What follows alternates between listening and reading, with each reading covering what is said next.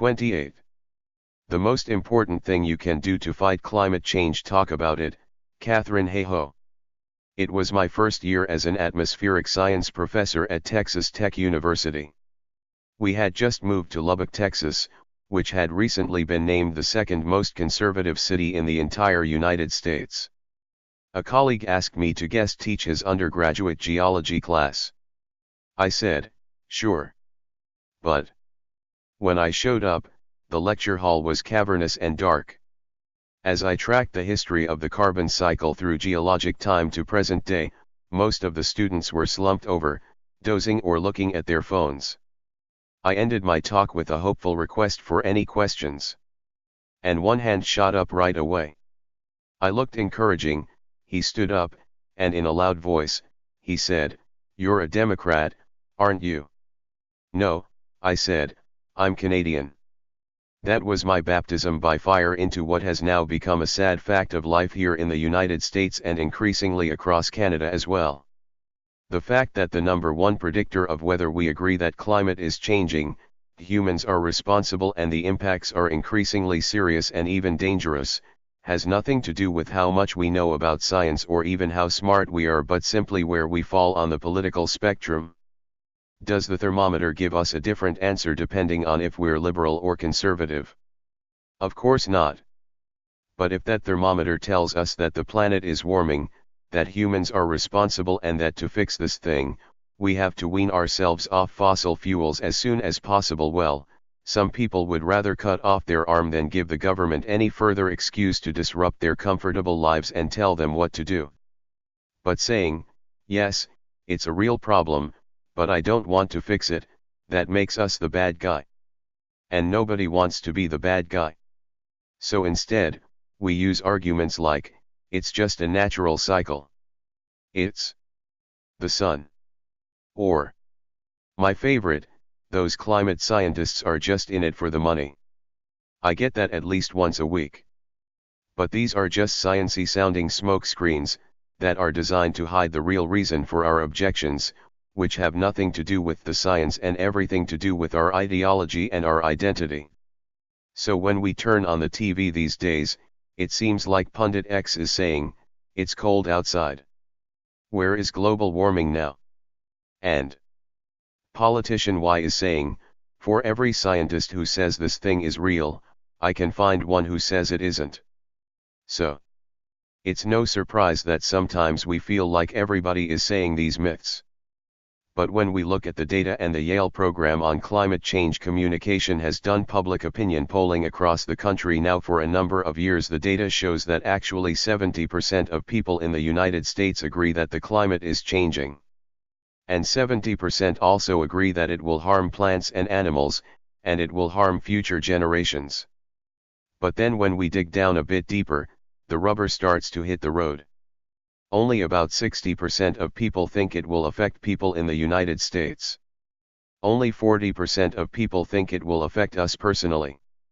And then when you ask people, do you ever talk about this, 2/3 of people in the entire United States say, never. And even worse, when you say, do you hear the media talk about this? Over 3/4 of people say no. So it's a vicious cycle. The planet warms. Heat waves get stronger. Heavy precipitation gets more frequent. Hurricanes get more intense. Scientists release yet another doom-filled report. Politicians push back even more strongly, repeating the same sciencey sounding myths. What can we do to break this vicious cycle? The number one thing we can do is the exact thing that we're not doing, talk about it.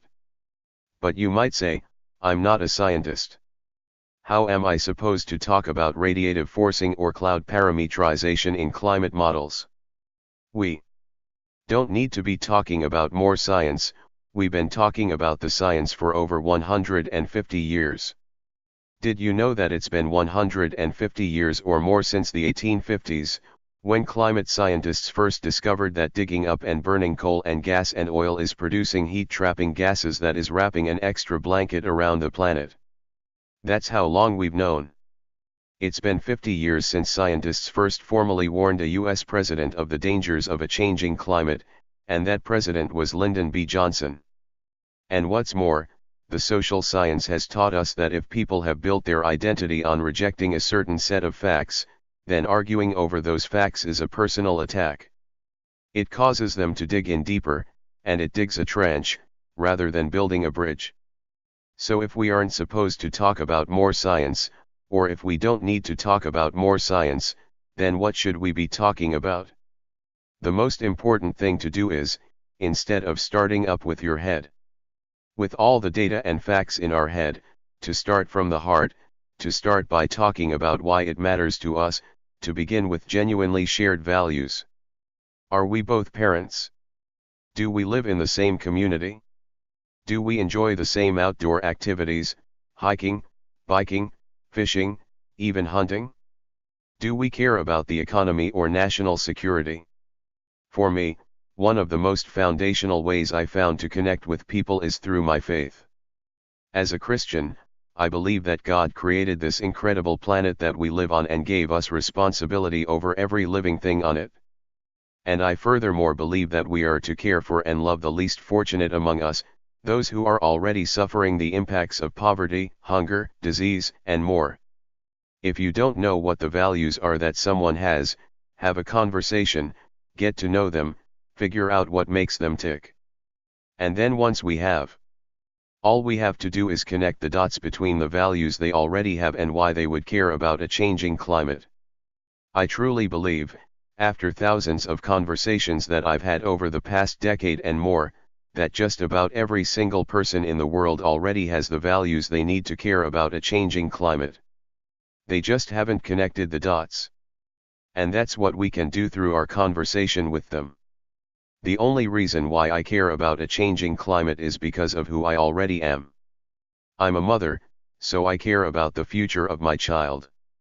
I live in West Texas, where water is already scarce, and climate change is impacting the availability of that water. I'm a Christian, I care about a changing climate because it is, as the military calls it, a threat multiplier. It takes those issues, like poverty and hunger and disease and lack of access to clean water and even political crises that lead to refugee crises. It takes all of these issues and it exacerbates them, it makes them worse. I'm not a Rotarian. But when I gave my first talk at a Rotary Club, I walked in and they had this giant banner that had the 4-way test on it. Is it the truth? Absolutely. Is it fair? Heck, no, that's why I care most about climate change, because it is absolutely unfair. Those who have contributed the least to the problem are bearing the brunt of the impacts. It went on to ask, would it be beneficial to all, would it build goodwill? Well, to fix it certainly would. So I took my talk, and I reorganized it into the 4-way test, and then I gave it to this group of conservative business people in West Texas. And I will never forget at the end, a local bank owner came up to me with the most bemused look on his face. And he said, you know, I wasn't sure about this whole global warming thing, but it passed the 4-way test. These values, though they have to be genuine. I was giving a talk at a Christian college a number of years ago, and after my talk, a fellow scientist came up and he said, I need some help. I've been really trying hard to get my foot in the door with our local churches, but I can't seem to get any traction. I want to talk to them about why climate change matters.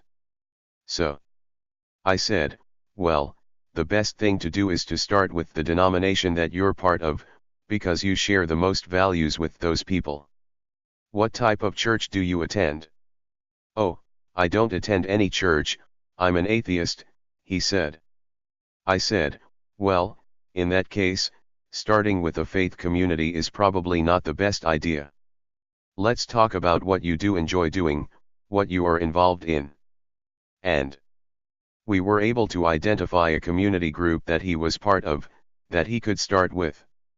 The bottom line is, we don't have to be a liberal tree hugger to care about a changing climate.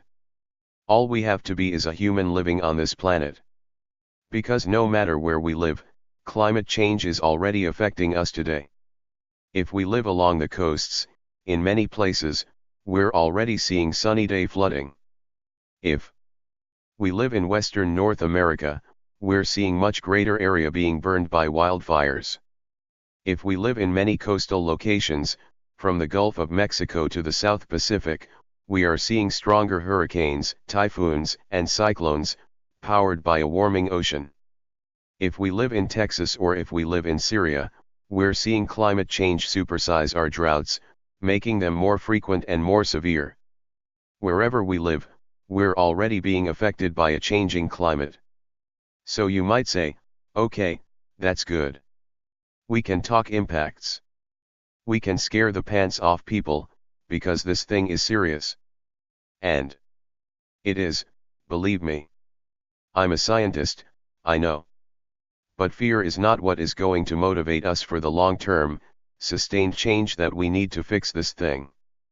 Fear is designed to help us run away from the bear. Or just run faster than the person beside us. What we need to fix this thing is rational hope. Yes, we absolutely do need to recognize what's at stake. Of course we do. But we need a vision of a better future, a future with abundant energy, with a stable economy, with resources available to all, where our lives are not worse but better than they are today. There are solutions.